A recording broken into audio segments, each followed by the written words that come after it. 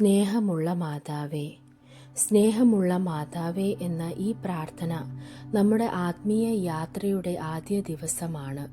ഒരു കുഞ്ഞ് തൻ്റെ അമ്മയോട് സംസാരിക്കുന്നത് പോലെ പൂർണ്ണ വിശ്വാസത്തോടെയും സ്നേഹത്തോടെയും പരിശുദ്ധ മാതാവിനോട് സംസാരിക്കാനാണ് ഈ പ്രാർത്ഥന നമ്മെ പഠിപ്പിക്കുന്നത്.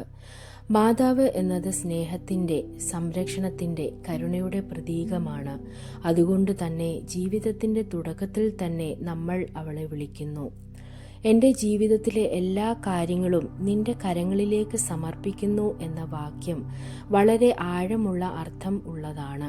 നമ്മുടെ സന്തോഷങ്ങളും ദുഃഖങ്ങളും വിജയങ്ങളും പരാജയങ്ങളും ഭയങ്ങളും പ്രതീക്ഷകളും എല്ലാം മാതാവിൻ്റെ കരങ്ങളിൽ ഏൽപ്പിക്കുകയാണിവിടെ. നമുക്ക് നിയന്ത്രിക്കാനാകാത്ത പല കാര്യങ്ങളും ജീവിതത്തിലുണ്ട്.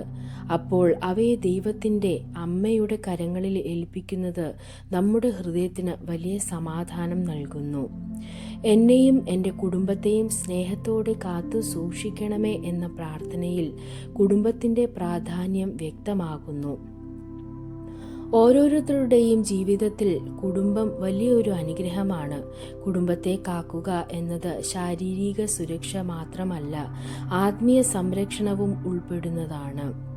ദുഷ്ടതകളിൽ നിന്ന്, തെറ്റായ വഴികളിൽ നിന്ന്, വിഷമങ്ങളിൽ നിന്ന് കുടുംബത്തെ കാക്കാൻ മാതാവിനോട് നമ്മൾ അപേക്ഷിക്കുന്നു. എൻ്റെ ഹൃദയം നല്ലതാക്കാൻ സഹായിക്കണമേ എന്ന വാക്യം നമ്മെ സ്വയം പരിശോധിക്കാൻ സഹായിക്കുന്നു. നല്ല ജീവിതം തുടങ്ങുന്നത് നല്ല ഹൃദയത്തിൽ നിന്നാണ്. ക്ഷമയുള്ള, സ്നേഹമുള്ള, കരുണയുള്ള ഹൃദയമുണ്ടാകാൻ മാതാവിൻ്റെ സഹായം തേടുകയാണിവിടെ. മറ്റുള്ളവരെ വിധിക്കാതെ സ്നേഹിക്കാൻ, തെറ്റുകൾ ക്ഷമിക്കാൻ, നന്മ തിരഞ്ഞെടുക്കാൻ ഈ പ്രാർത്ഥന നമ്മെ പ്രേരിപ്പിക്കുന്നു. ആമേൻ. ഈ പ്രാർത്ഥനയുടെ അവസാനം ആമേൻ എന്ന് പറയുമ്പോൾ നാം പറയുന്നത് ഒരു വാക്ക് മാത്രമല്ല, ഒരു പൂർണ്ണ സമ്മതമാണ്. മാതാവേ, ഞാൻ പറഞ്ഞതെല്ലാം വിശ്വാസത്തോടെ സ്വീകരിക്കുന്നു എന്നതാണ് അതിൻ്റെ അർത്ഥം. ഈ പ്രാർത്ഥന നമ്മുടെ ജീവിതം പരിശുദ്ധ മാതാവിൻ്റെ കൈകളിൽ ഏൽപ്പിക്കുന്ന ഒരു മനോഹരമായ തുടക്കമാണ്.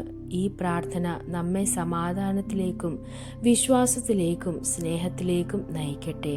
ദൈവം നിങ്ങളെ അനുഗ്രഹിക്കട്ടെ.